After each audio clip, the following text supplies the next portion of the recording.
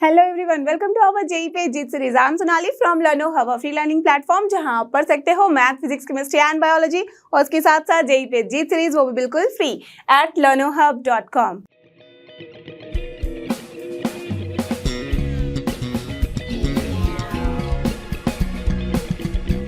तो चलो एवरीवन, हो जाओ तैयार। आज हम करने वाले हैं जेई सीरीज में मैथ्स के अंदर एप्लीकेशन ऑफ डेरिवेटिव्स के कॉन्सेप्ट एड ऑन का शुभारंभ। दैट मींस पहला कॉन्सेप्ट एड ऑन, राइट। तो आपने देखा ही है कि कैसे हमने अच्छे से डिफरेंशियलिटी का कॉन्सेप्ट समझ लिया है। हमने कंटिन्यूटी डिफरेंशियलिटी के चैप्टर को एकदम धो डाला है, सारे क्वेश्चंस कर डाले हैं। तो अब करेंगे एप्लीकेशन, कहाँ कहाँ हम डेरिवेटिव का एप्लीकेशन ढूंढ सकते हैं, इन सब पे चर्चा करेंगे और इसके सारे कॉन्सेप्ट को समझते हुए इसके बहुत सारे प्रॉब्लम्स करेंगे। यस, तो बिना टाइम वेस्ट किए get ready with your pen and paper so that we can start it together।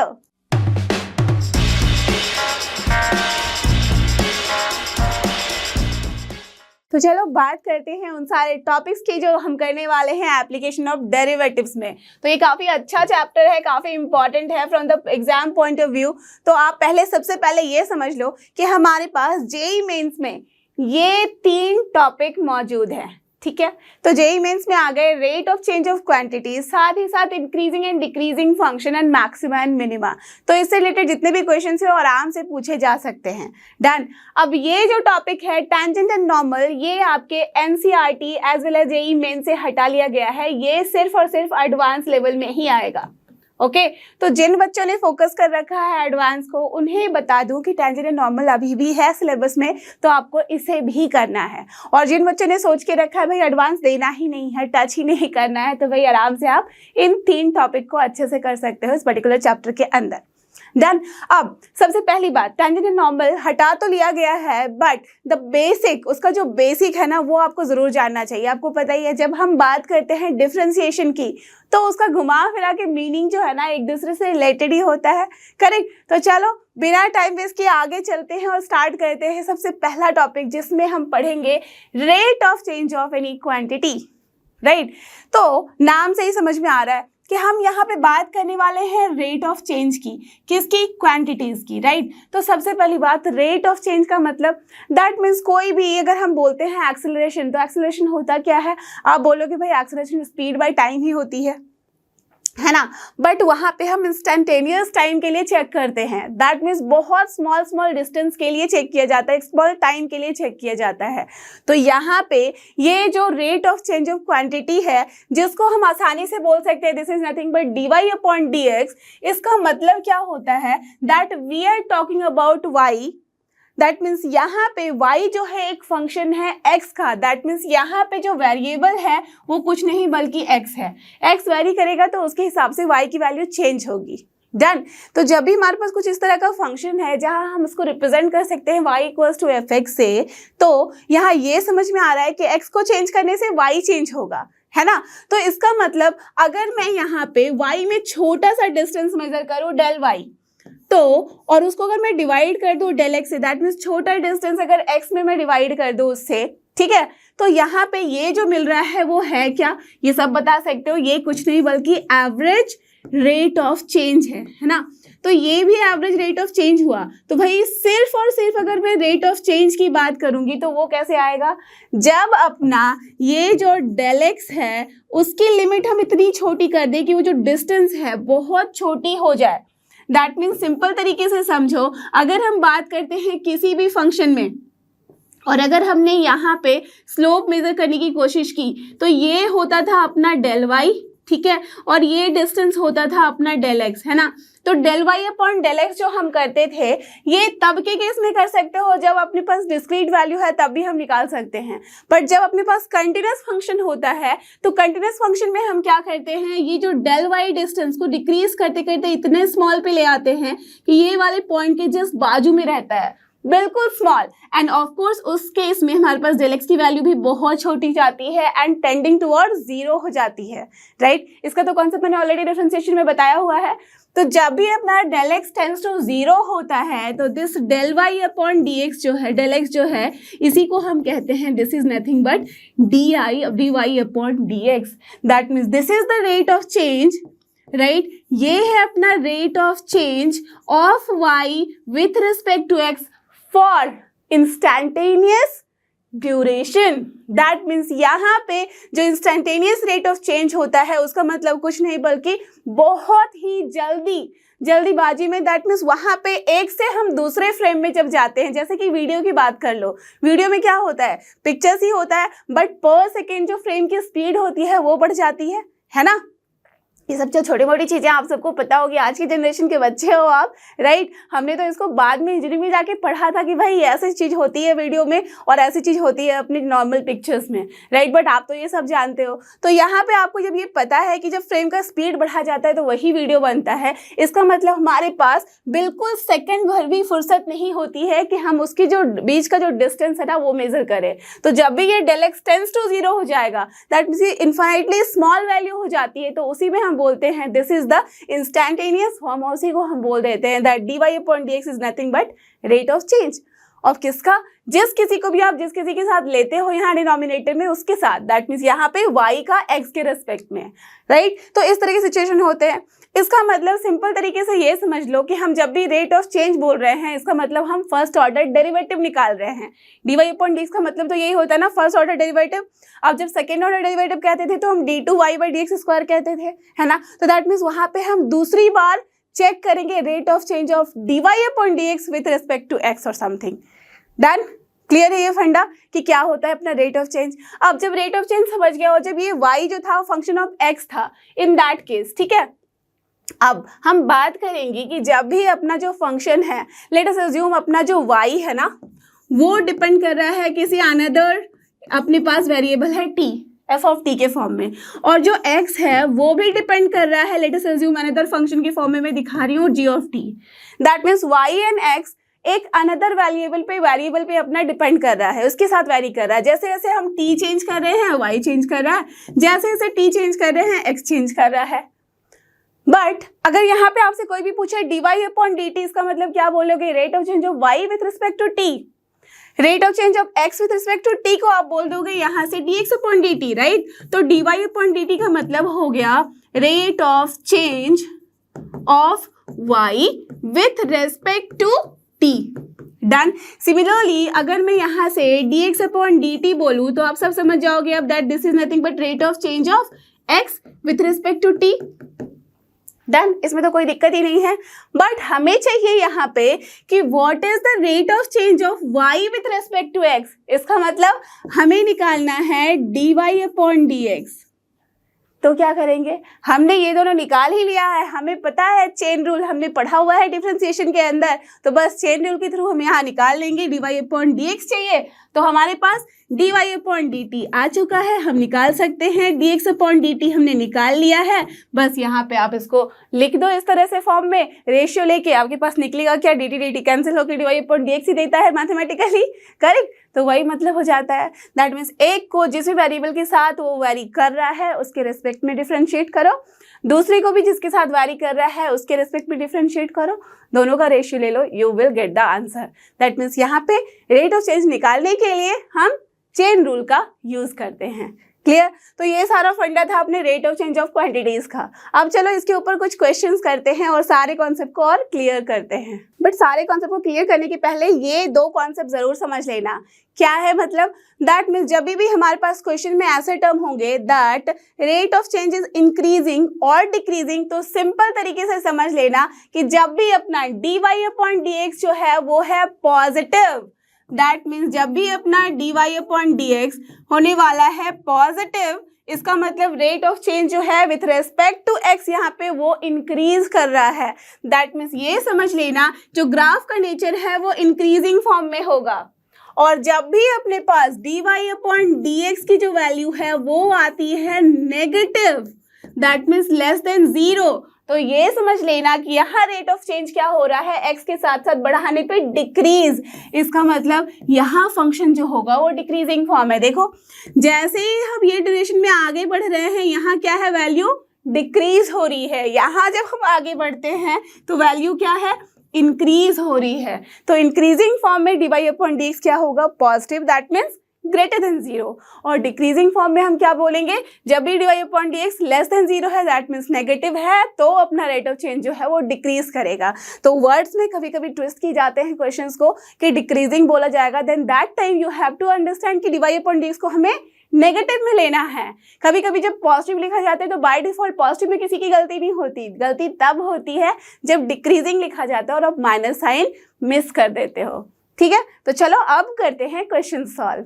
और ये देखो, ये रहा अपने पास पहला क्वेश्चन। क्या है ये, if the rate of change of area, ठीक है, एरिया का रेट ऑफ चेंज बोला गया है, ऑफ किसका, a circle is, okay fine, equal, ठीक है, to the rate of change of its diameter, that means rate of change यहाँ पे भी है भाई और रेट ऑफ चेंज यहाँ पे भी है, then its radius is equal to what. तो बेसिकली आपको यहाँ पे r की वैल्यू बतानी है, कब, जबकि एरिया का rate of change is equal to diameter का रेट ऑफ चेंज। तो जब भी किसी के रेस्पेक्ट में नहीं है इसका मतलब विथ रेस्पेक्ट टू टाइम ही है। अदरवाइज इस क्वेश्चन में मैंने एनसीईआरटी के सोल्यूशन कराते टाइम भी आपको हिंट दिया था कि आप ट्राई करना कि जब भी आप उसके यूनिट को देखें तो वहां पे फोकस करना कि विथ रेस्पेक्ट टू क्या लिया जा रहा है। ठीक है, बाय डिफॉल्ट हमेशा टाइम नहीं लेते हम देखते हैं कि यूनिट में क्या बोला गया है या वर्ड्स में क्या बोला जा रहा है, तो वहां से हमें समझना होता है that with respect to what. But यहाँ क्या है, rate of change of area का, सर्कल का एरिया, ठीक है, and that is equal to rate of change of diameter बोला गया है। इसका मतलब यहाँ बाय डिफॉल्ट आप किसी की भी रिस्पेक्ट में ले लो, यहाँ पे दोनों चीजें इक्वली होने वाली हैं, तो यहाँ हम बाय डिफॉल्ट टाइम के रिस्पेक्ट में ले लेंगे। ठीक है, क्लियर है फंडा। चलो, तो आपको यहाँ ये समझ में आ गया कि गिवन क्या बातें हैं, गिवन है dA upon dt and that is equal to, correct, अगर मैं डायमीटर को यहाँ कैपिटल D से डिनोट कर दूँ तो dd अपॉन dt है ना। अब आपको पता है सिंस वी नो कि एरिया का मतलब क्या होता है, अगर हमारा रेडियस सपोज स्मॉल r मैंने कंसिडर कर लिया तो this is pi r square, and जो हमारा कैपिटल D डायमीटर है उसकी वैल्यू आपको पता है r की टर्म में this is 2r, right, very simple.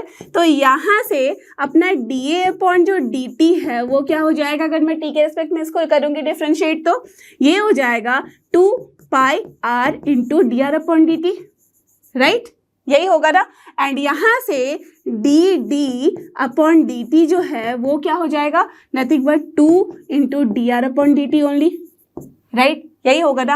अब सिंस अपने को गिवन है dA upon dt equals to dd upon dt, तो अब बस दोनों को आप इक्वेट कर दो तो आपको क्या दिख रहा है, that here we will get 2 pi r into dr upon dt and that is equal to 2 into dr upon dt। Done, clear. तो यहाँ से हम इन दोनों को कैंसिल करा देंगे, 2 भी कैंसिल हो गया, तो हमारे पास बचा क्या, हमें r की वैल्यू चाहिए थी, सो r is nothing but 1 upon pi, और एज की हमारे पास यहाँ कोई यूनिट नहीं गिवन है तो आपको पता है बाय डिफॉल्ट हम यूनिट्स लिख देते हैं, so answer will be 1 by pi unit. Clear, understood. तो हमारे पास कौन सा ऑप्शन हो गया, option B is your correct and final answer. समझ में आई बात। तो ये था शुरुआत बिल्कुल सिंपल से क्वेश्चन से।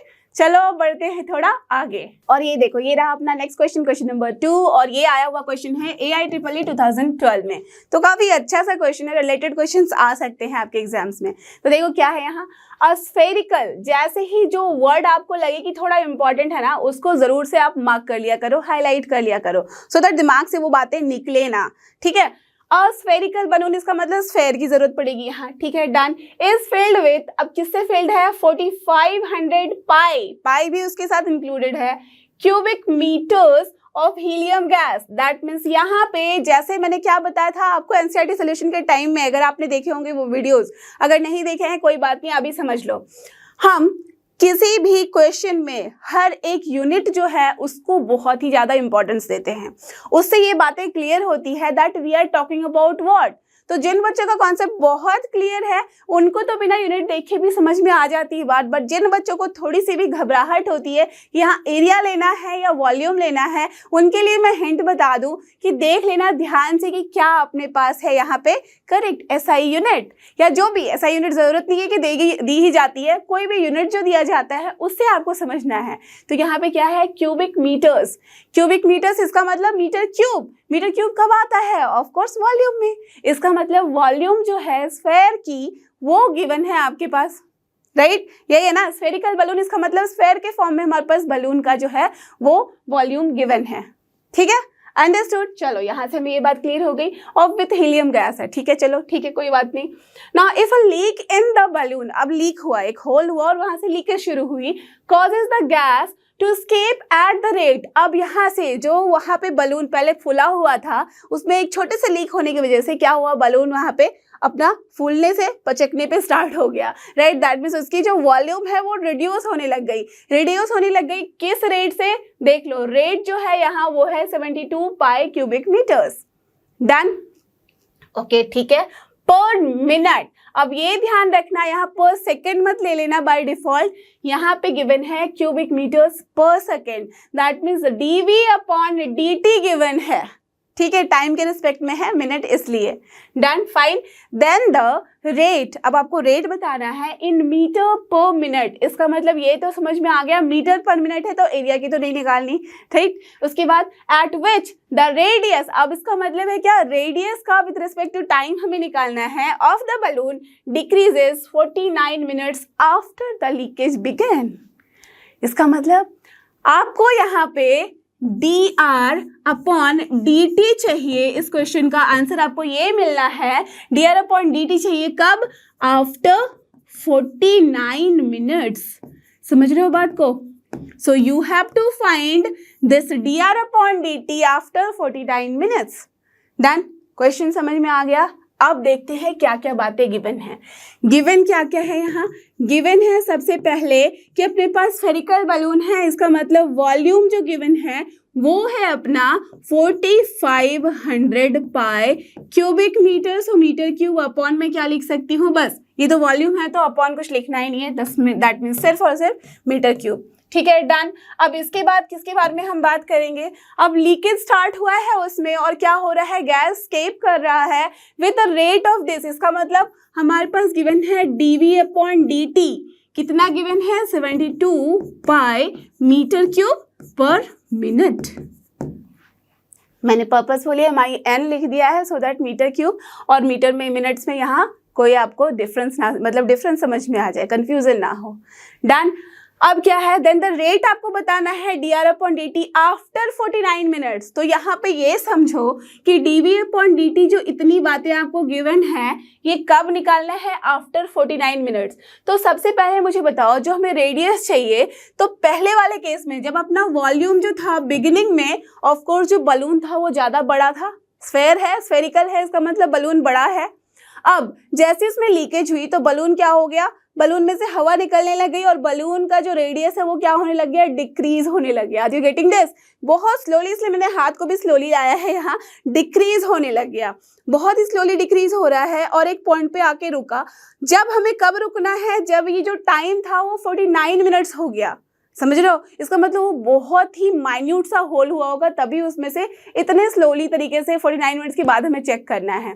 तो आफ्टर, पहले बिगिनिंग में अगर इतना बड़ा स्फेयर था, वो बलून था अपना, और 49 मिनट्स के बाद हमें चेक करना है कि रेडियस क्या होगा, तो अब हमें 49 मिनट्स के बाद इस पॉइंट पे उसके dr अपॉन dt की बात करनी है। Are you getting this? That means पहले हम इस पॉइंट तक पहुंच जाते हैं कि वॉल्यूम कितना है, वहां रेडियस निकाल लेते हैं और फिर dr अपॉन dt निकाल लेंगे। क्लियर? समझ रहे हो बात को? तो चलो सबसे पहले देखिए कि वॉल्यूम घट के आया कितना है, तो कैसे निकालेंगे। So volume of the sphere after 49 minutes will be how much, देखो कैसे निकालेंगे। 49 मिनट्स के बाद, दैट मीन्स स्टार्टिंग में कितना था, बिगिनिंग में 4500 पाई, करेक्ट, माइनस 49 मिनट में क्या हुआ, डिक्रीज हुआ है। किस रेट से डिक्रीज हुआ है भाई, इस रेट से पर मिनट के हिसाब से। इसका मतलब आफ्टर 49 मिनट कितना डिक्रीज हुआ, perfect, 49 into this dv upon dt, that means 72 pi metre cube per minute. तो यहाँ से देखो पर मिनट और ये यहाँ पे 49 मिनट, तो ऑफकोर्स आप देखो यूनिट्स में भी तो मिनट मिनट कैंसिल, यहाँ मीटर क्यूब था तो metre cube minus metre cube तो हम आसानी से कर ही सकते हैं। समझ रहे हो ना कैसे फिजिक्स के सारे यूनिट जो पढ़े थे वो आपको हर जगह अप्लाई किए जाते हैं। डन, चलो अब इसकी वैल्यू निकाल लो। अब यहाँ क्या है, बेसिकली 4500 पाई है, पाई यहाँ पे भी है। अब ध्यान देना, काफी बच्चों को ये कंफ्यूजन होता है 49 इंटू 72 करना है। ध्यान रखना, मैथ्स की जो छोटे छोटे ट्रिक्स हमने बचपन में पढ़े हैं ना, उसको भूलना मत। अब 49 इंटू हमें करना है यहाँ 72। एक तो तरीका है जो सिंपल तरीके से आप मल्टीप्लाई करते हो वो कर दो, और दूसरा तरीका क्या है, 49 का मतलब क्या होता है 50 - 1, है ना, इंटू 72। क्या मैं नहीं लिख सकती? बिल्कुल लिख सकती हो। 50 से मल्टीप्लाई करना किसी को तो बहुत ही ईजी है, तो चलो 5 से अगर मैं मल्टीप्लाई करूँ तो क्या हो जाएगा, 5 दूनी 10, 1 5 से 15, 1 16, दैट मीन्स यहाँ से सॉरी 7 5 35 और यहाँ पे हो गया 36, तो ये हो गया अपना 3600। तो हमारे पास 3600 आ गया है। अब माइनस सिर्फ मैं 72 कर दूंगी, डन। अब देख लो कितनी वैल्यू आएगी, ऑफ कोर्स 3528 हो जाएगा। दैट मीन्स हमने 49 इंटू 72 क्विकली निकाल लिया by using this small trick जो कि हमने बचपन में पढ़ा हुआ है, राइट, है ना। तो 3528 हो गया। अब यहाँ से सिंपल तरीके से आप 4500 माइनस 3528 लिख दो, मल्टीप्लाई कर दो पाई, बिकॉज ये कॉमन है, डन। तो ये है अपना मीटर क्यूब। हर टाइम लिखने की जरूरत नहीं होती unit, but you can write this, no problem at all. अब यहाँ से कितनी हो जाएगी वैल्यू, 28 है, दैट मीन्स यहाँ पे 72, ये हो गया अपना 5 है, दैट मीन्स ये हमारे पास बनेगा 9, और बस दैट्स ऑल। तो हमारे पास 972 पाई मीटर क्यूब वैल्यू आ गई है किसकी, वॉल्यूम की, आफ्टर 49 मिनट्स, डन। अब आफ्टर 49 मिनट्स जो ये वॉल्यूम आया है, अब हम क्या कर ले, since we know that sphere का जो वॉल्यूम होता है, वॉल्यूम की होती है कितनी वैल्यू, 4/3 पाई आर क्यूब होती है ना। सो देयरफॉर आफ्टर 49 मिनट्स हमारे पास क्या करना है, हमें 4/3 पाई आर क्यूब को अगर मैं इक्वेट कर दूं 972 पाई मीटर क्यूब से, दैट मीन्स 972 पाई से, तो क्या मैं यहाँ से आर की वैल्यू नहीं निकाल सकती? बिल्कुल निकाल सकती हूँ, राइट। सो पाई पाई कैंसिल। अब इस 4 से मैं इसको अगर कैंसिल कराऊँ तो 4 2 जा 8, यहाँ पे आ गया 4 4 जा 16, 4 3 जा 12। तो यहाँ से देखो आर क्यूब की वैल्यू कितनी आ गई, 3 3 जा 9, 3 4 जा 12, एक हो गया यहाँ पे 7, तो 729। एंड यू ऑल नो कि 3 to the power 6 की वैल्यू ही होती है 729, है ना। इसका मतलब करेक्ट, आर की वैल्यू आ गई 3 स्क्वायर, इसका मतलब 9। तो हमने यहाँ से रेडियस की वैल्यू निकाल ली है 9। अब हमें क्या चाहिए था, dr/dt, राइट। नाउ अब हम क्या कर सकते हैं, dv/dt निकाल सकते हैं। dv/dt की वैल्यू ऑलरेडी गिवन है कितनी, 42 पाई। तो हम लोग यहाँ इसकी वैल्यू, सॉरी नॉट 42, 72 पाई तो लिख लेते हैं, and that will be equals to what, basically v की वैल्यू अगर यहाँ इतनी गिवन है तो dv/dt की वैल्यू कितनी हो जाएगी, बताओ मुझे, 4/3 पाई, और यहाँ से ये पाई है, आर क्यूब का क्या हो जाएगा, 3 into r square into perfect dr/dt, done. लिख दो सारी वैल्यू। सो हियर dv/dt की वैल्यू मैं यहाँ पे इतनी लिख रही हूँ, और इसकी वैल्यू कितनी आ गई है, 4/3, दैट मीन्स 3 3 कैंसिल हो जाएगा यहाँ से, तो 4 पाई आर स्क्वायर इंटू dr/dt। तो बेसिकली हमें चाहिए क्या था, dr/dt।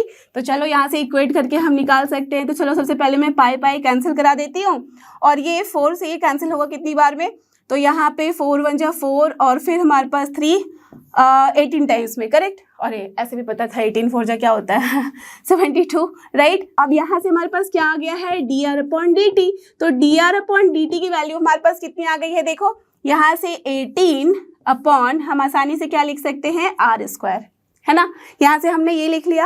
अब देखो जो यहाँ पे मैंने आर स्क्वायर रखा है, इसका मतलब क्या हो गया है, हमें जब आर की वैल्यू पता है तो हम क्या dr/dt नहीं निकाल सकते आफ्टर 49 मिनट्स। सो dr/dt आफ्टर 49 मिनट्स, क्यों मैं यहाँ लिख रही हूँ आफ्टर 49 मिनट्स, बिकॉज ये जो रेडियस है वो आफ्टर 49 मिनट का है। अगर आप यहाँ से बिल्कुल बिगिनिंग में आप रेडियस निकाल लेते तो ये रेडियस बिल्कुल स्टार्टिंग का होता, जब स्फेयर का जो एरिया था, दैट मीन्स वॉल्यूम जो था वो बहुत बड़ा था, बड़ा स्फेयर था, तब आप निकालते dr/dt। बट अभी जब 49 मिनट्स के बाद वो स्फेरिकल जो उसका शेप है वो छोटा हो गया है, हमें उस टाइम क्या आंसर चाहिए, तो दैट्स वाई अब हम dr/dt की जगह पे यहाँ r की वैल्यू 9 रख देंगे। तो हमारे पास क्या आ जाएगा, 18/9 इंटू 9, सो 9 2 जा 18, तो बेसिकली आंसर कितना आ गया, 2/9। So this will be your correct and final answer. कौन सा ऑप्शन है, देखो तो पहला ही ऑप्शन जो हो गया आपका हो गया correct, that is 2/9। Clear, understood. तो था ना बड़ा अच्छा सा क्वेश्चन, राइट तो इस तरह के क्वेश्चन को ध्यान से देखो, समझो, एक बार खुद से ट्राई करो इसको सॉल्व करने का। और ये रहा अपना नेक्स्ट क्वेश्चन, देख सकते हो क्वेश्चन नंबर 3, और ये क्वेश्चन आया हुआ भी है जेईई मेन 2022 में, तो काफी अच्छा सा क्वेश्चन है, एकदम ध्यान से देखना। क्या है यहाँ, अ water tank has the shape of a right circular कोन। तो जैसे ही कोन की बात की गई, ये समझ लो जैसे देखा था ना अपने लास्ट क्वेश्चन में स्फेयर की बात की है। तो सबसे पहले मैं बता दूं, जब भी आप इस एप्लीकेशन ऑफ डेरिवेटिव वाले चैप्टर में आए हो ना, इसके पहले एक काम जरूर करना, एक चार्ट प्रिपेयर करो, उसमें जितने भी आपको 3D शेप्स दिख सकते हैं वो सारे 3D शेप्स के नेम लिख लो, जैसे कि स्फेयर हो गया, कोन हो गया, सिलेंडर हो गया, ठीक है, सेमी स्फेयर हो गया, हर तरह के, एक रिंग होता है ना हॉलो रिंग जैसा, वो वाला शेप, हर यहाँ पे जितने शेप आपको समझ में आते हैं उन सबको लिख लो। और जैसे क्यूब हो गया, अपना क्यूबॉइड हो गया, इन सबको लिख के रखो, और सबके volume, surface area, total area, curved surface area, ये सारा कुछ आपको अच्छे से पता होनी चाहिए बातें, ठीक है, ये सारा कुछ आपको आना चाहिए। तो इसलिए उस पूरा चार्ट में आप सबको अच्छे अच्छे से लिख के रख लो, चिपका लो, वॉल में रख लो, और वहाँ से आप हर दिन थोड़ा थोड़ा टाइम उसको दो, देखना आपको फिर ये चैप्टर बिल्कुल परेशान नहीं करेगा। बिकॉज मेनली बच्चों का क्या होता है ना कि अगर वहाँ पे आपको वॉल्यूम पूछ दिया गया, अब वॉल्यूम के बारे में हम बात कर रहे हैं, अगर वॉल्यूम आता ही नहीं है तो आपको भले ही सारा कॉन्सेप्ट आता हो, आप बना ही नहीं पाओगे क्वेश्चन को, है ना। तो इसलिए ये सारे फॉर्मूले जो बिल्कुल छोटे छोटे से हैं, जिसको आपने कभी भी इतना ज़्यादा मतलब फोकस नहीं किया होगा, इतना तवज्जो नहीं दिया होगा, अब दे लो, बिकॉज इस चैप्टर में बहुत ज़्यादा नीड होने वाली है उसकी, ठीक है। चलो आगे बढ़े।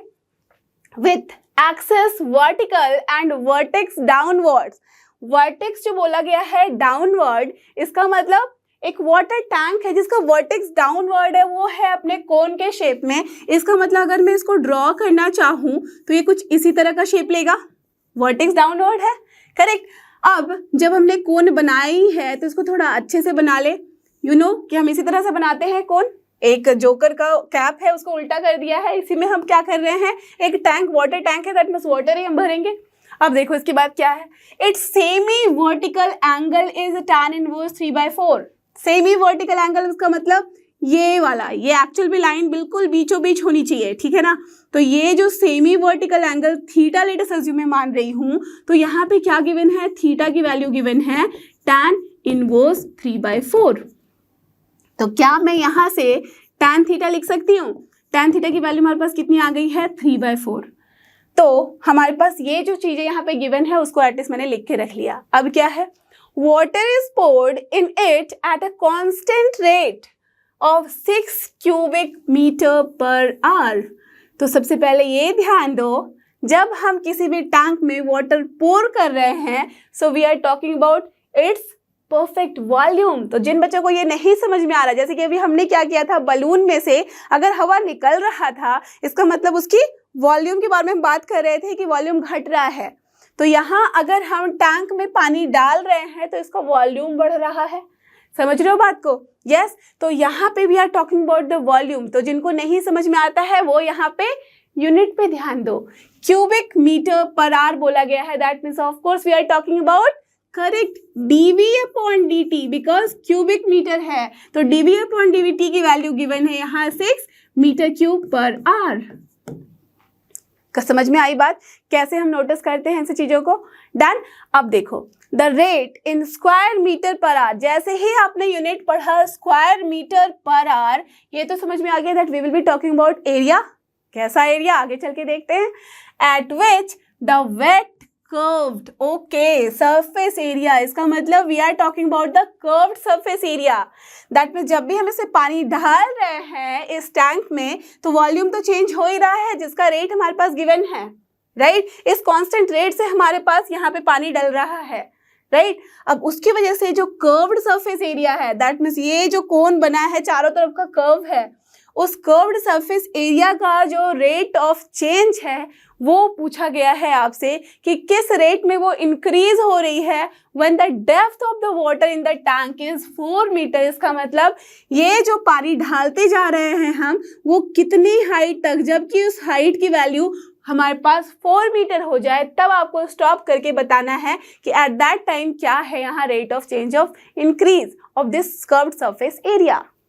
क्लियर, क्वेश्चन क्लियर हुआ। इसका मतलब आपको यहाँ पे d of curved surface area, let us assume मैं c ऐसे आपके लिए लिख रही हूँ अभी, dt की वैल्यू बतानी है। कब? जब कि हमारे पास at h equals to 4 metre पे हम स्टॉप कर रहे हैं तब। अब उसके बाद क्या कर रहे हैं, बढ़ रहे नहीं बढ़ रहे हमें नहीं पता, हमें इस क्वेश्चन में h इक्वल्स टू 4 मीटर पे रुक जाना है। इसका मतलब लेट अस अज्यूम मैं अगर इसे h मान लूँ और इसे r मान लूँ तो कोई दिक्कत नहीं है, राइट है ना, क्योंकि कोन की बात कर रहे हैं तो r रेडियस हो गया, h अपना हाइट हो गया। अब सबसे पहले यहाँ से जो चीज़ें आप कलेक्ट कर सकते हो उसको कर लो। तो हम क्या कलेक्ट कर सकते हैं, यहाँ से अगर मैं tan थीटा की बात करूँ एज ये कि राइट सर्कुलर कोन है, इसका मतलब यहाँ पे राइट एंगल बन रहा।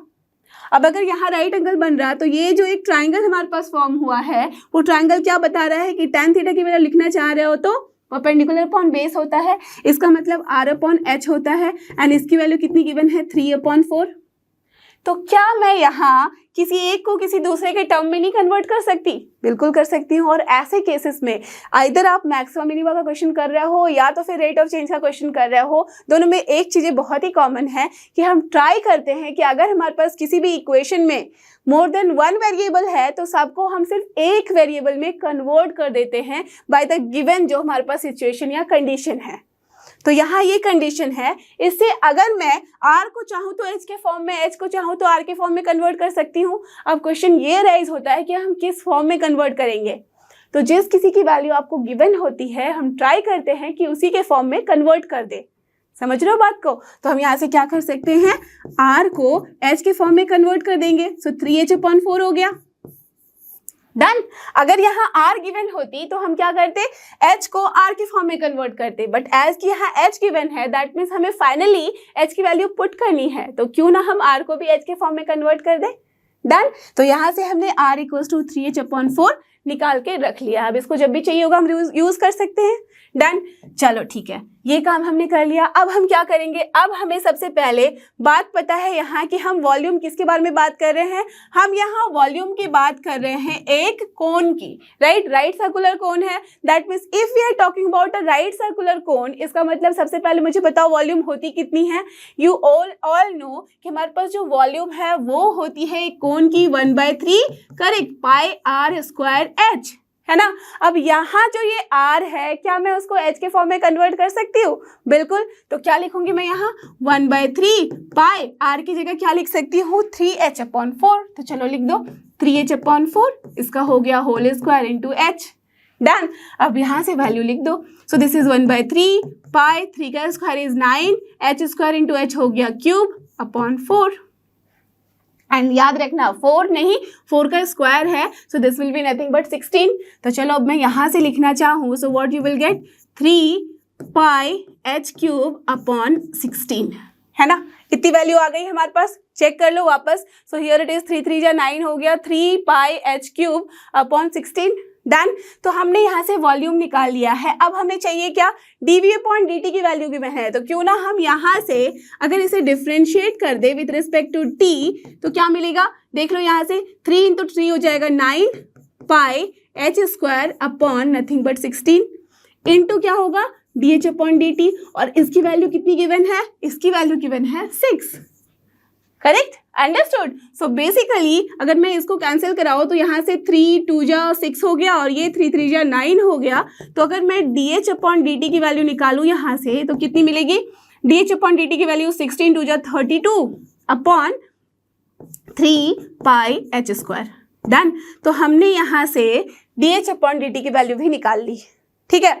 अब बेसिकली हमें चाहिए क्या, हमें यहाँ से चाहिए था dCSA/dt। तो लेट अस अज्यूम अगर मैं कर्व्ड सरफेस एरिया को यहाँ S से डिनोट करूँ तो यू ऑल नो कि curved surface area of a cone क्या होता है, perfect nothing but pi r l, जहाँ l क्या है, यहाँ इस लेंथ को ही हम l बोलते हैं यहाँ, करेक्ट। तो l की वैल्यू हम कैसे निकाल सकते हैं, square root of r square plus h square नहीं निकाल सकते, बिल्कुल, right. So from here pi r square root of r square plus अगर मैं h स्क्वायर लिखूँ तो कोई दिक्कत नहीं होगी, done. And you all know कि मैं यहाँ अगर पाई और r की जगह मैं लिखना चाहूँ h के फॉर्म में तो क्या लिख सकती हूँ 3h/4। तो चलो मैं 3h/4 लिख देती हूँ यहाँ, एंड देन इनटू इसके जगह पे भी क्या लिखना होगा 3 का square that is 9h square upon 16 plus h square, done. अब चलो इसको सॉल्व करके अगर लिखना चाहूँ तो कितना मिलेगा, यहाँ से मिल गया आपको 3 पाई, और यहाँ से देखो ये भी अगर 9h² प्लस 16h² 25 हो जाएगा, 25 का बाहर निकलेगा तो 5, दैट मीन्स 5 3 जा 15 पाई, एक h यहाँ एक h यहाँ, दैट मीन्स h² अपॉन ये 16 बाहर आएगा तो 4, 4 इंटू 4 इज नथिंग बट 16। तो हमारे पास वैल्यू कितनी आ गई है, 15 पाई h² अपॉन 16। तो यहाँ से हमने s की वैल्यू निकाली है। सो देयरफॉर अगर मुझे ds अपॉन dt निकालना है तो कितनी वैल्यू हो जाएगी, 15 पाई h² का कितना हो जाएगा differentiation, 2h। So this will be 30 pi h upon nothing but 16 into perfect dh upon dt। Done, इतनी वैल्यू होगी ना। अब जैसे ही हमने ये बात निकाली तो आप मुझे बताओ क्या करना है। अब हम यहाँ पे 30 pi h upon 16 into d h upon d t की वैल्यू यहाँ से उठा के लिख दो। So this is nothing but 32 upon 3 and then pi h²। तो pi pi cancel, h cancel, 16 2 जा होता है यहाँ 32, ठीक है। एंड देन अपने पास 3 10 टाइम्स हो गया यहाँ पे अपना ये 30, 10 इंटू 2 हो गया अपने पास कितना, 10 इंटू 2 हो गया 20, डिवाइड बाई कितना बचा h, राइट। तो हमने ds अपॉन dt की वैल्यू निकाली है 20 अपॉन h, बट हमें कब निकालना था, जब कि ये टैंक की जो हाइट है वो 4 मीटर हो गई है। पानी भरते भरते इस टैंक में हम h के उस लेवल तक पहुंच गए हैं जब इसकी वैल्यू कितनी हो गई, 4 metre. So therefore ds upon dt की value at h equals to 4 metre अगर मैं निकालूं तो कितनी हो जाएगी, 20 upon 4। So this is nothing but 5। So the answer will be nothing but 5 square metre and not cube, this is metre square. और उसके साथ किसके साथ था, पर आर। तो ये होगा आपका आंसर। दैट मीन्स यहाँ पे अगर यहाँ पे पहले ही ब्रैकेट में इसका यूनिट लिख दिया गया है देन इस फिल इन द ब्लैंक्स में आपको सिर्फ और सिर्फ 5 आंसर लिखना होगा, ना कि 5 के साथ यूनिट भी। अंडरस्टूड, समझ रहे हो बात को। ये सारी चीजें जब हमारे पास फिल इन द ब्लैंक्स है ना तो उसमें आपको बहुत ध्यान से देखना और समझना होगा कि क्या हमें यूनिट लिखना है, ऑलरेडी यूनिट लिखा हुआ है। So that's why we will write only 5। So 5 is the answer of this particular question. Clear. तो चलो अब आगे बढ़ते हुए एप्लीकेशन ऑफ डेरिवेटिव में बात करते हैं slopes of tangents and normals. तो यहाँ पे हम टैंजेंट नॉर्मल दोनों की बात करेंगे, ठीक है। तो जो भी बच्चे अपने जेई एडवांस लेवल के हो बिल्कुल तैयार हो जाओ इस टॉपिक के लिए, राइट। और मैं बोलूँगी कि जेई मेंस और एनसीईआरटी वाले बच्चे बिना थोड़ा इसका बेसिक जरूर से समझ लेना, बिकॉज टैंजेंट नॉर्मल की बिना आप बात ही नहीं कर सकते dy अपॉन dx की, ठीक है। तो क्या है यहाँ, for any continuous function, that means अपने पास कोई भी, जैसे कि हम बात कर रहे थे डिफरेंशिएशन की, इसका मतलब कंटिन्यूस फंक्शन होना ही चाहिए। तो कोई भी कंटिन्यूस फंक्शन है अगर हमारे पास, और अगर हम यहाँ पे बात करते हैं dy अपॉन dx की,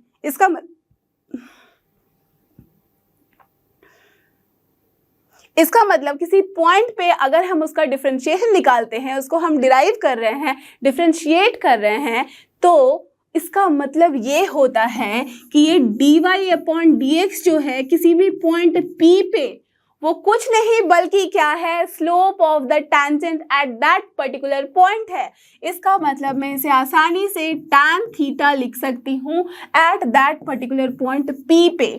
इसका मतलब कि अगर मैं यहाँ लेट अस अज्यूम कोई भी अपना कर्व है जहाँ पे मैंने एक टैंजेंट ड्रॉ किया, लेट अस अज्यूम ये वो पॉइंट P है जहाँ पे मैंने dy अपॉन dx निकाला है, तो इस पॉइंट P पे जो dy अपॉन dx है उसका मतलब क्या होता है, उसका मतलब यही होता है कि अगर मैं यहाँ इस पर्टिकुलर टैंजेंट का स्लोप बताना चाहूँ तो ये अगर एंगल थीटा है, इसका मतलब ये जो थीटा बना रहा है यहाँ पे, इसी में जब मैं tan लगाऊंगी तो मुझे क्या मिलेगा, परपेंडिकुलर अपॉन बेस। और बेसिकली जब इसी को हम बहुत ही इन्फिनिटली स्मॉल डिस्टेंस के लिए चूज करते हैं तो वही तो होता था अपना correct differentiation at that particular point. तो यहीं से हम बात करते हैं that tan theta is nothing but dy upon dx। अब जिस भी पॉइंट पे आपको निकालना है आप उस पॉइंट पे बोलोगे कि टैंजेंट जो ड्रॉ कर रहे हैं उसका पॉजिटिव एक्स एक्सिस के साथ जो भी एंगल बनता है उसमें जब हम tan लगाते हैं वही वैल्यू होती है उसकी। गॉट इट, समझ में आई बात। तो स्लोप क्या है यहाँ, tan थीटा, और tan थीटा ही यहाँ पे क्या है, dy अपॉन dx। तो इसी को हम बोलते हैं that slope of the tangent किसी भी फंक्शन का is nothing but dy upon dx, और उसी को हम बोलते हैं tan theta. Clear, understood the concept. तो अगर ये बात समझ गए हो तो इसका मतलब सिंपल तरीके से समझ लो कि जब भी हम यहाँ पे जो एंगल यहाँ मेजर करने वाले हैं वो कहाँ से कहाँ मेजर करते हैं, पॉजिटिव एक्स डायरेक्शन से लेके till that point. That means हमेशा ध्यान रखना, हम कभी भी किसी भी कर्व के लिए, अगर जैसे मान लो कि ये वाला कर्व है, इसका मतलब अगर मैंने यहाँ पे ड्रॉ किया, दैट मीन्स ये तो टेंजेंट नहीं हुआ, लेट अस अज्यूम मैंने यहाँ पे टेंजेंट ड्रॉ करना है, तो अगर मैंने टेंजेंट यहाँ ड्रॉ किया है कुछ इस तरीके का इस पर्टिकुलर पॉइंट पे, तो यहाँ पे हम क्या करेंगे, पॉजिटिव एक्स एक्सिस के साथ इसका जो एंगल बनेगा थीटा, अब इसमें हम लगा देंगे tan, that means tan theta जो होगा ये होगा slope of the tangent. Clear, और यही देगा आपको dy/dx की value at that particular point. Done, clear. तो अगर ये बात समझ गए हो तो चलो आगे बढ़ते हैं और बात करते हैं इस पर्टिकुलर पॉइंट की, and this is very important, इसको एकदम ध्यान से देखना और समझना।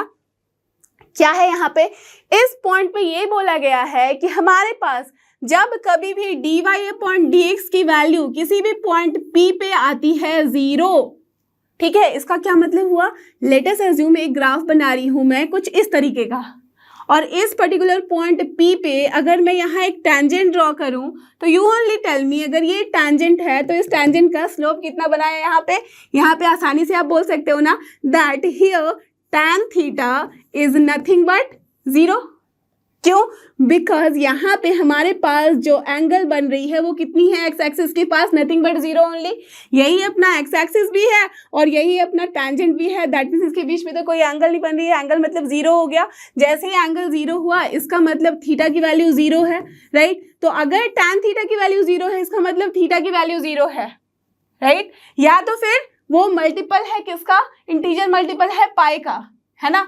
अगर पाई हो जाएगा तब भी वही होगा, बट पाई होगा तो क्या होगा, इसका स्लोप इधर ना होके इधर हो जाएगा, करेक्ट। 2 पाई होगा तो फिर भी दैट मीन्स इसी लाइन पे होगा। इसका मतलब क्या हो रहा है कि जिस किसी केस में tan थीटा की वैल्यू, इसका मतलब dy/dx की वैल्यू किसी पॉइंट पे अपने पास किसी भी पॉइंट पे अगर आती है वैल्यू 0, इसका मतलब है कि उस पॉइंट पे जब भी हम टेंजेंट ड्रॉ करेंगे तो वो क्या होगा, perfect parallel to x axis.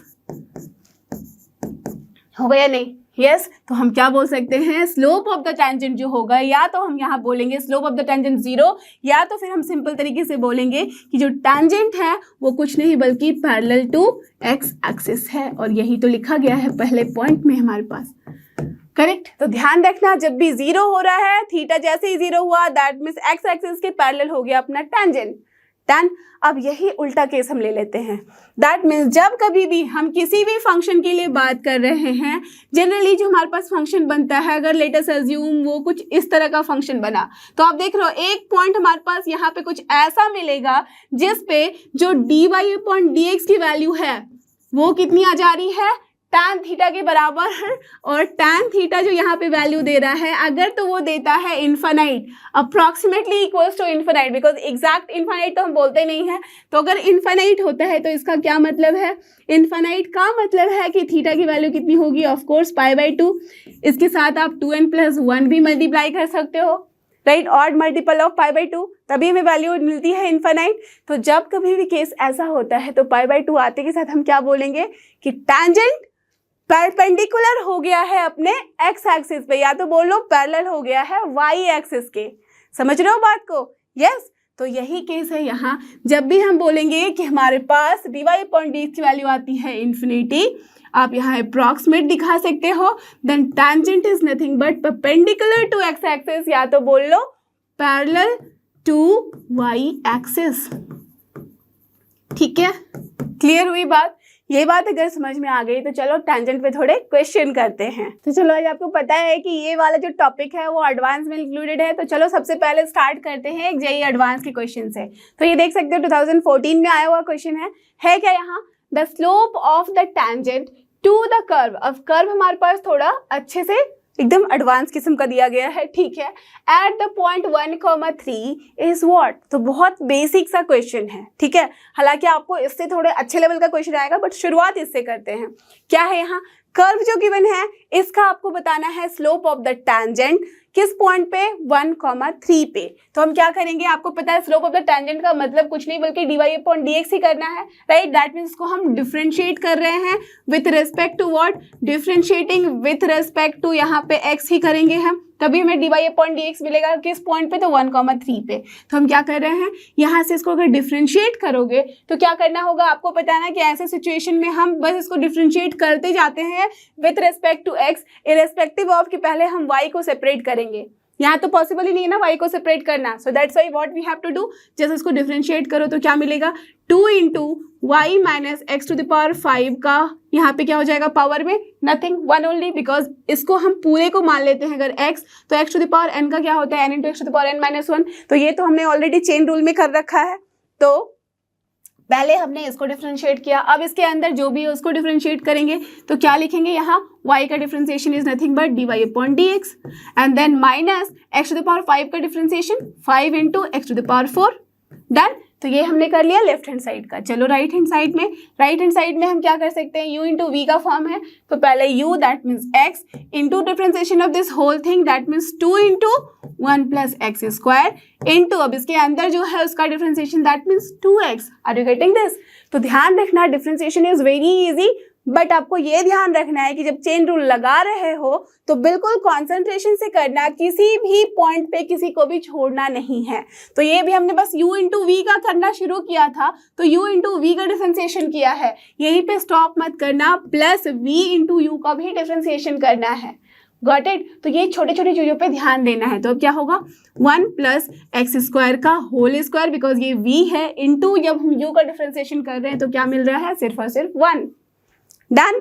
अब आपको पता है कि हमें अगर स्लोप निकालना है तो आप बोलोगे कि मुझे dy/dx निकालना है, तो उस चक्कर में अगर यहाँ से dy/dx को सेपरेट करने की कोशिश करोगे तो it will take lot of time. तो सबसे बेस्ट क्या होता है, अगर किसी पॉइंट पे निकालना है तो यहाँ पे जस्ट पुट दैट पॉइंट 1,3, तो y x जहाँ जहाँ है वो सब खत्म हो ही जाएगा एंड बचेगा क्या, dy/dx, तो हम आसानी से निकाल लेंगे। ठीक है, राइट। सो यहाँ पे 2 × y की जगह 3 रखो, 3 - x की जगह 1 रखो, तो 1 × कितना हो गया, dy/dx में कुछ नहीं रखना है, -5 × यहाँ 1 हो गया, डन, इक्वल्स टू x की जगह 1 हो गया, 2 × 1 प्लस यहाँ पे भी 1 हो गया, इंटू 2 प्लस फिर से यहाँ 1 + 1 का स्क्वायर, दैट्स ऑल, डन। तो यहाँ देखो, अगर मैं अब यहाँ ट्राई करूँ इसको सॉल्व करने का, तो 2 × कितना हो जाएगा, 2 that is 4 × dy/dx -5 equals to 2 × 2 4 × 2 8 plus 2 का square is nothing but 4, so 8 4 कितना हो गया आपके पास 12, तो यहाँ से 12 मिला, 4 3 हम यहाँ से कैंसिल करा सकते हैं। सो बेसिकली अगर मैं dy/dx की वैल्यू बोलूँ कब, एट पॉइंट 1,3, तो आप क्या बोल सकते हो, 5 + 3 nothing but 8, so 8 is the slope of the tangent of this particular curve. तो क्या आंसर आ गया, 8। देख लो ऑप्शन कौन सा है, so option C is your correct and final answer. Done, clear हुई बात, समझ में आया फंडा कैसे ऐसे क्वेश्चन को सॉल्व करेंगे। यहाँ कोशिश भी मत करना कि dy/dx को सेपरेट करेंगे ना, बस हम 1.3 रख देंगे, अपने आप ही सारा काम हो जाता है। ठीक है, तो चलो चले अब इसके आगे। और ये रहा अपना slopes of tangent and normal में। अब बात करते हैं नॉर्मल्स की। तो अभी हमने देखा टेंजेंट, अब नॉर्मल के बारे में समझो कि सेम हमने फंक्शन पकड़ लिया, continuous function, that means y = f(x). ठीक है, अब यहाँ पे जो परपेंडिकुलर होने वाला है किस पे, इस टेंजेंट पे, किसी भी पॉइंट P पे, that means let us assume हमने जो यहाँ फंक्शन लिया है वो कुछ इसी तरीके का है और हमने इस पॉइंट पे let us assume tangent draw किया। ठीक है, अब इस टेंजेंट पे लेट अस अज्यूम ये पॉइंट P था, इस P पे ही जो हम नॉर्मल ड्रॉ कर रहे हैं, दैट मीन्स 90 डिग्री जब बन रहा है हमारे इस टेंजेंट के लाइन पे, ये तो टेंजेंट है ना, ये है अपना टेंजेंट और ये है अपना नॉर्मल। दैट मीन्स नॉर्मल क्या हो रहा है, इस टेंजेंट के ऊपर अगर परपेंडिकुलर ड्रॉ करते हैं और वो इस पॉइंट P से पास होता हुआ जाता है तो इसी को ही हम बोलते हैं नॉर्मल। Got it? समझ में आ रही बात? तो आप मुझे खुद बताओ कि अगर हमारे टैंजेंट का जो स्लोप था वो हम एंगल बना रहे थे एक्स एक्सिस के साथ थीटा, दैट मीन्स अगर ये एंगल थीटा था तो आप मुझे खुद बताओ कि ये जो नॉर्मल के साथ एंगल होगा वो कितना हो जाएगा। अगर मैं इस नॉर्मल वाले एंगल को फाई बोलूँ तो क्या यहाँ से आपको दिख रहा है? This is nothing but 90 degree plus theta. दिख रहा है ना? समझना बात को भी, बहुत अच्छी चीज बाहर आने वाली है इस पॉइंट से। तो ये पूरा का पूरा नॉर्मल के साथ जो एक्स एक्सिस के साथ मैं एंगल बना रही हूँ वो कितना बन रहा है? 90 डिग्री प्लस थीटा। तो आपको पता है कि अगर मैं यहाँ tan लगा दूं तो इसका मतलब हम स्लोप ऑफ द नॉर्मल निकालेंगे, राइट? तो अगर मैं tan फाई बोलूँ तो इसका मतलब क्या है? Nothing but tan of 90 degree plus theta है, यही मतलब है, correct? And you all know कि tan 90 प्लस थीटा की मैं बात जैसे ही करती हूँ ऐड शुगर टू कॉफी आ जाता है, और ये सेकेंड क्वाड्रेंट में जाते ही tan होता है negative. As we are dealing with 90 degree तो क्या हो जाएगा? tan बनेगा करेक्ट कॉट, तो क्या मिलेगा? Minus cot theta. और माइनस कॉट थीटा को अगर मैं यहाँ -1 अपॉन tan थीटा लिखूँ तो किसी को कोई दिक्कत नहीं होगी, डन। और -1 अपॉन tan थीटा होता क्या है? -1 अपॉन dy अपॉन dx नहीं होता? बिल्कुल होता है, राइट? तो यही तो है। अगर अपना स्लोप ऑफ द टैंजेंट होता है m1, अगर ये है अपना स्लोप ऑफ द टैंजेंट, तो मैं अगर बोलूँ m2 है अपना स्लोप ऑफ, ये स्लोप है, st मत समझ लेना, स्लोप ऑफ ये अगर नॉर्मल है तो इस m1 m2 में क्या रिलेशन होता है? सबको पता है, स्ट्रेट लाइन वाले चैप्टर में भी देखा होगा। अगर इन दोनों का मैं मल्टीप्लीकेशन लेती हूँ तो कोई भी बच्चा बोलेगा दिस इज नथिंग बट -1। कैसे आया?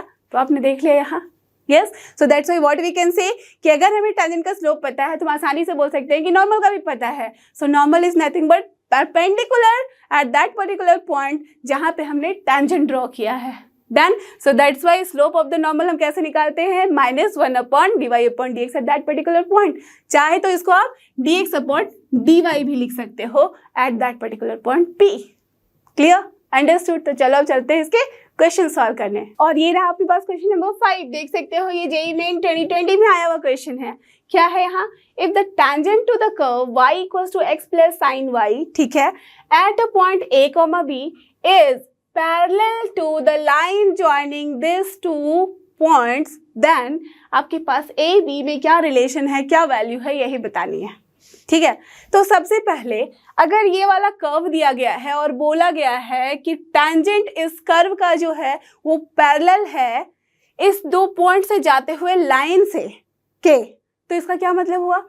दो पॉइंट है, आपको पता है कि किसी भी लाइन का स्लोप जो होता है वो आसानी से निकाल सकते हैं हम y2 minus y1 upon x2 minus x1 करके। और अगर कोई दो लाइन जो है वो आपस में पैरेलल है तो आपको ये भी पता है कि दोनों का स्लोप जो होता है सेम होता है। इसका मतलब ये जो लाइन यहाँ बनेगी जिसका जो स्लोप है वो इस पर्टिकुलर कर्व के जो टैंजेंट का स्लोप हम निकाल रहे हैं उसके बराबर होगी, बिकॉज यही बोला गया है कि टैंजेंट जो है इस कर्व पे किसी पॉइंट पे is parallel to the line joining this two points. Are you getting this? समझ रहे हो बात को, राइट? इसका मतलब क्या बोला गया है? दैट dy अपॉन dx जो हम निकाल रहे हैं किस पॉइंट पे, दैट मीन्स a, b पे, इसकी value will be equal to y2 minus y1, that means 2 minus 3/2 upon 1/2 minus 0। Correct? ये गिवन है हमारे पास। अगर ये बात गिवन है तो चलो थोड़ा सा इसको यहीं पे और सॉल्व कर लिया जाए तो कितना हो जाएगा? 2 minus 1/2 is nothing but 1/2 by 1/2, that means 1। तो यहाँ से हमारे पास dy अपॉन dx की वैल्यू, दैट मीन्स स्लोप की वैल्यू 1 आ गई है। तो अब हम यहाँ क्या इसको डिफ्रेंशिएट नहीं कर सकते? बिल्कुल। तो क्या मिलेगा? dy upon dx equals to x यहाँ पे 1 देगा प्लस साइन यहाँ पे कितना दे देगा? कॉस, तो कॉस y, अगेन y को भी हम डिफ्रेंशिएट करेंगे तो dy upon dx। So basically यहाँ से अगर मैं dy अपॉन dx कॉमन ले लूँ तो मुझे क्या मिल रहा है? इधर आएगा, that means 1/1 minus cos y। Correct? यही आ रहा है ना, देख रहे हो आप, इसको इधर लेके आओगे तो दिस माइनस कॉस वाई होगा, तो 1 माइनस कॉस वाई आ रहा है, इसको हम यहाँ ले रहे हैं डिनोमिनेटर में। सो बेसिकली अगर मैं d y upon d x की वैल्यू a कॉमा बी पे बोलूँ तो यहाँ पे मुझे क्या मिल रहा है, 1 माइनस कॉस बी मिल रहा है, and that is nothing but 1 only. So basically 1 equals to 1 minus cos B आ रही है वैल्यू, एंड यहाँ से अगर आप कॉस बी के बारे में बात करो तो कितनी मिल रही है वैल्यू, 0। सो इसका मतलब अगर मैं बी के बारे में बात करना चाहूँ तो क्या बोलोगे, एक तो आसानी से आप π/2 बोल सकते हो, या तो अगर बहुत अच्छे से आपने ट्रिग्नोमेट्री पढ़ी है तो 2n+1 इंटू π/2 बोलोगे, करेक्ट, यही बोलोगे ना। तो हमने यहाँ से b की वैल्यू निकाल ली है, करेक्ट, ठीक है। अब हमारे पास क्वेश्चन में क्या गिवन है, b और a के बीच में रिलेशन। अब a तो हमें कहीं से नहीं समझ में आ रहा, तो क्यों ना अब हम चले सबसे पहले जो गिवन क्वेश्चन है उसके ऊपर। किसी पॉइंट पे अगर टैंजेंट ड्रॉ कर रहे हैं, इसका मतलब वो पॉइंट जो उस कर्व पे भी तो लाई करता है।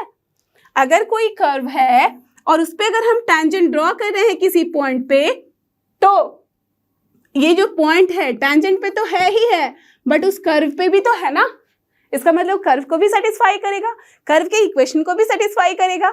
अगर कर्व के इक्वेशन को सेटिस्फाई करेगा तो क्या हम इस कर्व में अगर इस b और e को रख दे तो क्या मैं लिख सकती हूँ b equals to a plus sine b, बिल्कुल लिख सकती हूँ, है ना। अब जैसे ही मैंने ये बात लिखी, इसका मतलब b की जगह हम क्या लिख सकते हैं, 2n+1 इंटू π/2, और यहाँ से जैसे ही साइन ऑफ 2n+1 भी यहाँ पे रखोगे 2n+1 इंटू π/2, तो हमें क्या दिख रहा है, b माइनस ए की वैल्यू साइन ऑफ, यहाँ पे हम 2n+1 इंटू π/2 रख दे तो कोई दिक्कत नहीं है। एंड यू नो कि जब भी हम π/2 के ऑड मल्टीपल पे साइन की वैल्यू चेक करते हैं तो या तो प्लस आता है या तो -1 आता है, करेक्ट, यही होता है ना। So can I write this as +-1, बिल्कुल। सो फ्रॉम हियर अगर मैं इसका मॉड ले लूँ b माइनस ए का, तो क्या हमारे पास सिर्फ और सिर्फ पॉजिटिव वैल्यू नहीं मिलेगी, मिलेगी ना। तो क्या मतलब समझ में आया कि जो पहला ऑप्शन है वही है अपना करेक्ट एंड फाइनल आंसर। देख लो किसी और में क्या वैल्यू मिल रही है, b equals to π/2 plus a, नहीं आ रही है वैल्यू।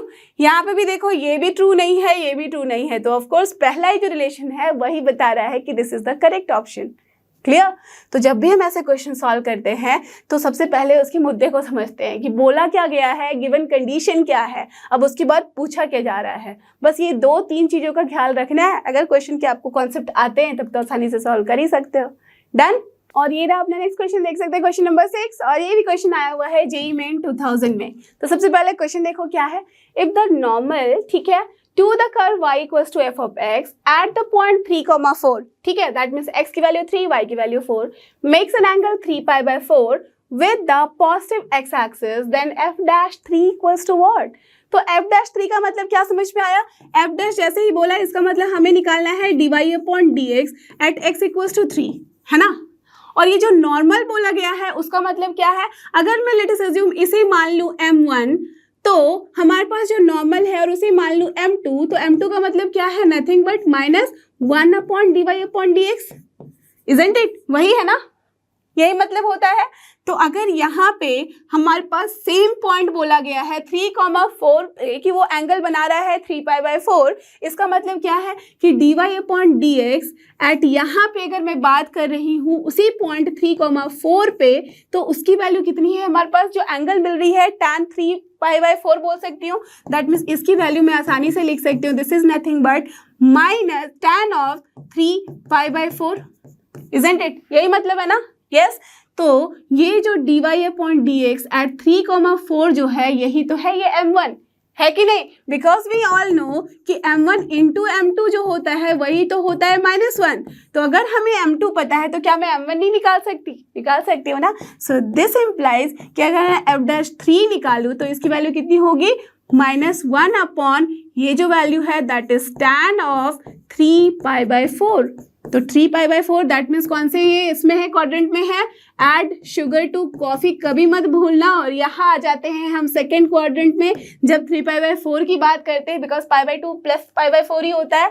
सेकेंड क्वाड्रेंट में आते के साथ tan क्या हो जाता है, नेगेटिव, एंड वी नो कि π/4 पे वैल्यू होती है 1, so this will be nothing but -1 upon -1 that means +1। So the answer is what, nothing but +1। तो देखो कौन सा ऑप्शन है, option D is your final and correct answer. Done, clear हुआ फंडा, बात समझ में आई?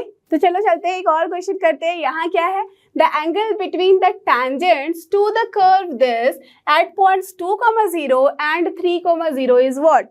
तो यहाँ पे हमारे पास क्या है, कुल मिला के क्वेश्चन में जो पूछा गया है, लेट अस अज्यूम कोई भी एक कर्व हमने लिया, वहाँ पे एक पॉइंट पे मान लो हमने ये टेंजेंट बनाया, ठीक है, और लेट अस अज्यूम ये वाला पॉइंट है, इस पे हमने टेंजेंट कुछ इस तरीके से बनाया, ये वाला पॉइंट ही मान लो। तो अब ये टेंजेंट और ये टेंजेंट जो है, इन दोनों के बीच में जो एंगल बन रहा है थीटा, आपको इसके बारे में बतानी है बात कि इन दोनों के बीच में एंगल कितनी होगी, राइट। तो ये कुल मिला के बस क्वेश्चन का एक स्ट्रक्चर है, ये एग्जैक्ट कर्व नहीं है, ना ही एग्जैक्ट टेंजेंट है, बट ये एकदम मन में आपको सोचने के लिए क्वेश्चन है कि क्या मतलब है। ये अपने पास कर्व है, इस पे हमने दो टेंजेंट बनाने हैं, एक इस पॉइंट पे, एक दैट पॉइंट पे, 3,0 पे। अब दोनों जो टेंजेंट बनेगा उसके बीच की एंगल बतानी है, राइट। तो जितने कॉन्सेप्ट आपको पता है अभी तक, उस पे देखते हैं इस क्वेश्चन का आंसर कैसे आएगा। तो सबसे पहले हमें पता है टेंजेंट की बात बोली गई है, that means we have to differentiate it. तो जैसे इसको हम डिफरेंशिएट करेंगे तो क्या मिलेगा, dy/dx, और ये हो जाएगा 2x माइनस नथिंग बट 5। तो लेट अस अज्यूम m1 जो है ना वो टेंजेंट है किस पॉइंट पे, 2,0 पे। तो इसकी वैल्यू कितनी हो जाएगी, dy/dx, कब, जबकि हमने पॉइंट रखा है 2,0, दैट मीन्स x2 है y0 है। तो कितनी वैल्यू होगी, 2 × 2 4 - 5 दैट इज -1, ठीक है। अब लेट अस अज्यूम m2 जो है वो 3,0 पे अपना टेंजेंट है, तो उसकी स्लोप क्या हो रही है, dy/dx, और यहाँ पे हम बोलेंगे 3,0, जैसे निकाला 3 × 2 6 - 5 दैट इज +1। अब m1 और m2 के बीच के एंगल क्या आप नहीं बता सकते, यहाँ हमें क्या दिखा कि m1 × m2 अगर मैं कर रही हूँ तो मुझे -1 मिल रहा है। एंड यू नो कि अगर दो टेंजेंट, दैट मीन्स यहाँ पे ये टेंजेंट और ये टेंजेंट दोनों ही है अगर, और दोनों को अगर मैं मल्टीप्लाई कर रही हूँ, वैल्यू मिल रही है -1, इसका मतलब क्या है कि इन दोनों के बीच में जस्ट सेम रिलेशन है एज टेंजेंट एंड नॉर्मल का। इसका मतलब जो एंगल बिटवीन द टेंजेंट होगा वो नथिंग बट π/2 होगा। समझ रहे हो? तो जितने कॉन्सेप्ट पढ़े हो उसके हिसाब से अपने पास एंगल कितनी आ गई, 90 डिग्री। इसके बारे में डिटेल से, जबकि ये रिलेशन फुलफिल ना हो तब एंगल कितनी होगी, इसके बारे में भी पढ़ेंगे in the next concept on. Clear? तो क्या होगा ऑप्शन, यहाँ option B will be your correct and final answer for this particular question. So I am sure आपको जितने भी क्वेश्चंस कराए हैं और जितने भी कॉन्सेप्ट समझाए हैं of this application of derivatives आपको अच्छे से समझ में आए हैं। अब इसमें कोई भी कंफ्यूजन नहीं है। So you already know this is लर्नो Hub, free है पर बेस्ट है। थैंक यू, हमारे साथ बने रहो फॉर द नेक्स्ट वीडियो।